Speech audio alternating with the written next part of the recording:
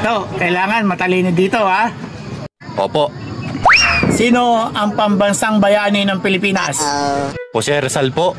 Magaling. Kailan na-discover ang Pilipinas?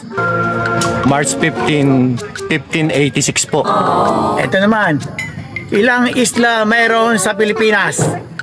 7,641 po. May experience ka na ba sa trabahong ganito? Opo, dati pa po. Magaling ka, matalino ka, pasado ka na. Yes. Salamat po. Maraming salamat po. Tol, mahirap ba yung mga tanong? Hindi, madali lang. Ito lang sasagot mo. Jose Rizal po. March 15, 1586 po. 7,641 po. Opo. Tapos, dati pa po. Ayun lang. Pasado ka na. Sige na. O sige, salamat pare. 2,000 years later. Ikaw ba ang susunod? Opo. Ano pangalan mo to? Jose Rizal po. Kailan ka pinanganak?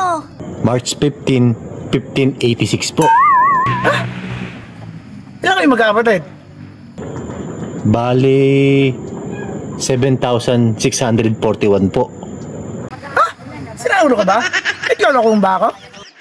Opo, dati pa po. Anak ka ng